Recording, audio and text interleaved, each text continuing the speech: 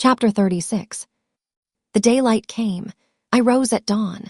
I busied myself for an hour or two with arranging my things in my chamber, drawers, and wardrobe in the order wherein I should wish to leave them during a brief absence. Meantime, I heard St. John quit his room. He stopped at my door. I feared he would knock no, but a slip of paper was passed under the door. I took it up. It bore these words. You left me too suddenly last night. Had you stayed but a little longer, you would have laid your hand on the Christian's cross and the angel's crown. I shall expect your clear decision when I return this day fortnight. Meantime, watch and pray that you enter not into temptation. The spirit, I trust, is willing, but the flesh, I see, is weak. I shall pray for you hourly. Yours, St. John. My spirit, I answered mentally, is willing to do what is right, and my flesh, I hope, is strong enough to accomplish the will of heaven, when once that will is distinctly known to me. At any rate, it shall be strong enough to search, inquire, to grope an outlet from this cloud of doubt and find the open day of certainty. It was the 1st of June, yet the morning was overcast and chilly. Rain beat fast on my casement. I heard the front door open and St. John pass out. Looking through the window, I saw him traverse the garden. He took the way over the misty moors in the direction of Whitcross. There he would meet the coach. In a few more hours I shall succeed you in that track, cousin, thought I. I too have a coach to meet at Whitcross. I too have some to see and ask after in England before I depart forever. It wanted yet 2 hours of breakfast time. I filled the interval in walking softly about my room and pondering the visitation which had given my plans their present bent. I recalled that inward sensation I had experienced, for I could recall it with all its unspeakable strangeness. I recalled the voice I had heard. Again I questioned whence it came, as vainly as before. It seemed in me, not in the external world. I asked, was it a mere nervous impression, a delusion? I could not conceive or believe. It was more like an inspiration. The wondrous shock of feeling had come like the earthquake which shook the foundations of Paul and Silas's prison. It had opened the doors of the soul's cell and loosed its bands. It had wakened it out of its sleep, whence it sprang trembling, listening, aghast. Then vibrated thrice a cry on my startled ear, and in my quaking heart and through my spirit, which neither feared nor shook, but exulted as if in joy over the success of one effort it had been privileged to make, independent of the cumbrous body. Ere many days, I said, as I terminated my musings, I will know something of him whose voice seemed last night to summon me. Letters have proved of no avail, personal inquiry shall replace them. At breakfast, I announced to Diana and Mary that I was going a journey, and should be absent at least 4 days. Alone, Jane? They asked. Yes, it was to see or hear news of a friend about whom I had for some time been uneasy. They might have said, as I have no doubt they thought, that they had believed me to be without any friends save them, for indeed I had often said so, but with their true natural delicacy, they abstained from comment, except that Diana asked me if I was sure I was well enough to travel. I looked very pale, she observed. I replied that nothing ailed me save anxiety of mind, which I hoped soon to alleviate. It was easy to make my further arrangements, for I was troubled with no inquiries, no surmises. Having once explained to them that I could not now be explicit about my plans, they kindly and wisely acquiesced in the silence with which I pursued them. According to me, the privilege of free action I should under similar circumstances have accorded them. I left Moor House at 3:00 p.m., and soon after 4 I stood at the foot of the signpost of Whitcross, waiting the arrival of the coach which was to take me to distant Thornfield. Amidst the silence of those solitary roads and desert hills, I heard it approach from a great distance. It was the same vehicle whence, a year ago, I had alighted one summer evening on this very spot. How desolate and hopeless and objectless. It stopped as I beckoned. I entered, not now obliged to part with my whole fortune as the price of its accommodation. Once more on the road to Thornfield, I felt like the messenger pigeon flying home. It was a journey of 36 hours. I had set out from Whitcross on a Tuesday afternoon, and early on the succeeding Thursday morning, the coach stopped to water the horses at a wayside inn, situated in the midst of scenery whose green hedges and large fields and low pastoral hills. How mild of feature and verdant of hue compared with the stern North Midland moors of Morton. met my eye like the lineaments of a once familiar face. Yes, I knew the character of this landscape. I was sure we were near my bourne. "How far is Thornfield Hall from here?" I asked of the ostler. "Just 2 miles, ma'am, across the fields." My journey is closed, I thought to myself. I got out of the coach, gave a box I had into the ostler's charge to be kept till I called for it, paid my fare, satisfied the coachman, and was going. The brightening day gleamed on the sign of the inn, and I read in gilt letters, "The Rochester Arms." My heart leapt up. I was already on my master's very lands. It fell again, the thought struck it. "Your master himself may be beyond the British Channel, for aught you know. And then, if he is at Thornfield Hall, towards which you hasten, who besides him is there? His lunatic wife. And you have nothing to do with him. You dare not speak to him or seek his presence. You have lost your labor, you had better go no farther," urged the monitor. "Ask information of the people at the inn. They can give you all you seek. They can solve your doubts at once. Go up to that man, and inquire if Mr. Rochester be at home." The suggestion was sensible, and yet I could not force myself to act on it. I so dreaded a reply that would crush me with despair. To prolong doubt was to prolong hope. I might yet once more see the hall under the ray of her star.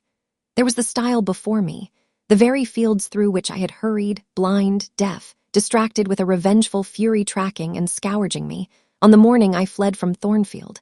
Ere I well knew what course I had resolved to take, I was in the midst of them. How fast I walked, how I ran sometimes, how I looked forward to catch the first view of the well-known woods. With what feelings I welcomed single trees I knew, and familiar glimpses of meadow and hill between them. At last the woods rose, the rookery clustered dark, a loud cawing broke the morning stillness. Strange delight inspired me, on I hastened. Another field crossed, a lane threaded, and there were the courtyard walls, the back offices, the house itself. The rookery still hid. My first view of it shall be in front, I determined, where its bold battlements will strike the eye nobly at once, and where I can single out my master's very window. Perhaps he will be standing at it, he rises early. Perhaps he is now walking in the orchard or on the pavement in front.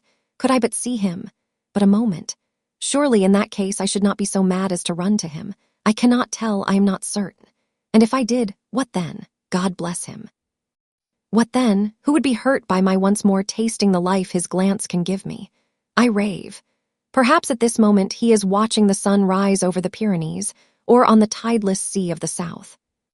I had coasted along the lower wall of the orchard, turned its angle. There was a gate just there, opening into the meadow, between 2 stone pillars crowned by stone balls. From behind one pillar I could peep round quietly at the full front of the mansion. I advanced my head with precaution, desirous to ascertain if any bedroom window blinds were yet drawn up. Battlements, windows, long front, all from this sheltered station were at my command. The crows sailing overhead perhaps watched me while I took this survey. I wonder what they thought. They must have considered I was very careful and timid at first, and that gradually I grew very bold and reckless. A peep, and then a long stare, and then a departure from my niche and a straying out into the meadow, and a sudden stop full in front of the great mansion, and a protracted, hearty gaze towards it. What affectation of diffidence was this at first? They might have demanded, what stupid regardlessness now? Here an illustration, reader. A lover finds his mistress asleep on a mossy bank. He wishes to catch a glimpse of her fair face without waking her. He steals softly over the grass, careful to make no sound. He pauses, fancying she is stirred. He withdraws, not for worlds would he be seen. All is still. He again advances, he bends above her. A light veil rests on her features. He lifts it, bends lower. Now his eyes anticipate the vision of beauty, warm and blooming and lovely in rest. How hurried was their first glance. But how they fix, how he starts, how he suddenly and vehemently clasps in both arms the form he dared not, a moment since, touch with his finger. How he calls aloud a name and drops his burden and gazes on it wildly. He thus grasps and cries and gazes because he no longer fears to waken by any sound he can utter, by any movement he can make. He thought his love slept sweetly. He finds she is stone dead. I looked with timorous joy towards a stately house. I saw a blackened ruin. No need to cower behind a gate-post, indeed. To peep up at chamber lattices, fearing life was astir behind them. No need to listen for doors opening, to fancy steps on the pavement or the gravel walk. The lawn, the grounds were trodden and waste. The portal yawned void. The front was, as I had once seen it in a dream, but a shell-like wall, very high and very fragile-looking, perforated with paneless windows. No roof, no battlements, no chimneys, all had crashed in. And there was the silence of death about it, the solitude of a lonesome wild. No wonder that letters addressed to people here had never received an answer, as well dispatch epistles to a vault in a church aisle. The grim blackness of the stones told by what fate the hall had fallen, by conflagration. But how kindled? What story belonged to this disaster? What loss, besides mortar and marble and woodwork, had followed upon it? Had life been wrecked as well as property? If so, whose? Dreadful question. There was no one here to answer it, not even dumb sign, mute token. In wandering round the shattered walls and through the devastated interior, I gathered evidence that the calamity was not of late occurrence. Winter snows, I thought, had drifted through that void arch, winter rains beaten in at those hollow casements. For amidst the drenched piles of rubbish, spring had cherished vegetation. Grass and weed grew here and there between the stones and fallen rafters. And oh, where meantime was the hapless owner of this wreck? In what land? Under what auspices? My eye involuntarily wandered to the gray church tower near the gates, and I asked, "Is he with Damer de Rochester, sharing the shelter of his narrow marble house?" Some answer must be had to these questions. I could find it nowhere but at the inn, and thither, ere long, I returned. The host himself brought my breakfast into the parlor. I requested him to shut the door and sit down. I had some questions to ask him. But when he complied, I scarcely knew how to begin. Such horror had I of the possible answers. And yet the spectacle of desolation I had just left prepared me in a measure for a tale of misery. The host was a respectable-looking, middle-aged man. "You know Thornfield Hall, of course," I managed to say at last. "Yes, ma'am, I lived there once." "Did you? Not in my time," I thought. "You are a stranger to me." "I was the late Mr. Rochester's butler," he added. The late, I seemed to have received, with full force, the blow I had been trying to evade. "The late," I gasped. "Is he dead?" "I mean the present gentleman, Mr. Edward's father," he explained. I breathed again, my blood resumed its flow. Fully assured by these words that Mr. Edward, my Mr. Rochester, God bless him, wherever he was at least alive, was, in short, the present gentleman. Gladdening words. It seemed I could hear all that was to come, whatever the disclosures might be, with comparative tranquillity. Since he was not in the grave, I could bear, I thought, to learn that he was at the antipodes. "Is Mr. Rochester living at Thornfield Hall now?" I asked, knowing, of course, what the answer would be, but yet desirous of deferring the direct question as to where he really was. "No, ma'am. Oh no, no one is living there. I suppose you are a stranger in these parts, or you would have heard what happened last autumn. Thornfield Hall is quite a ruin. It was burnt down just about harvest time. A dreadful calamity. Such an immense quantity of valuable property destroyed. Hardly any of the furniture could be saved. The fire broke out at dead of night, and before the engines arrived from Millcote, the building was one mass of flame. It was a terrible spectacle. I witnessed it myself." "At dead of night," I muttered. "Yes, that was ever the hour of fatality at Thornfield. Was it known how it originated?" I demanded. "They guessed, ma'am, they guessed. Indeed, I should say it was ascertained beyond a doubt.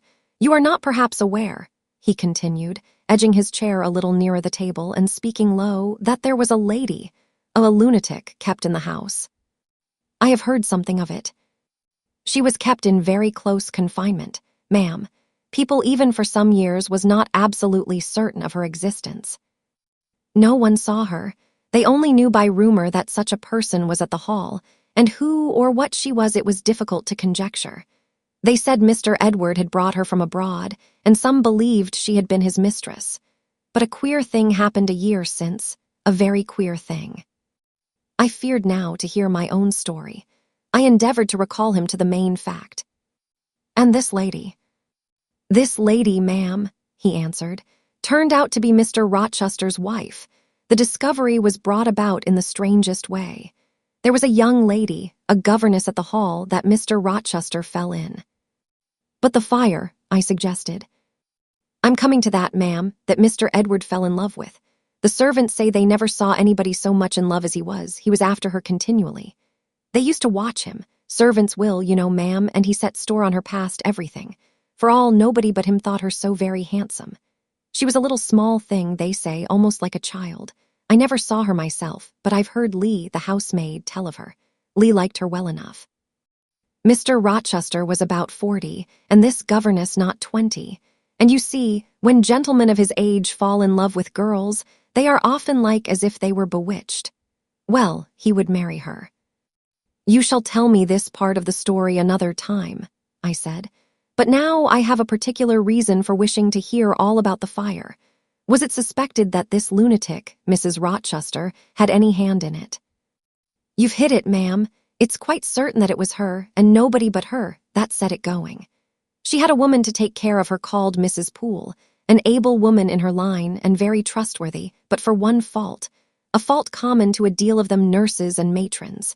She kept a private bottle of gin by her, and now and then took a drop overmuch.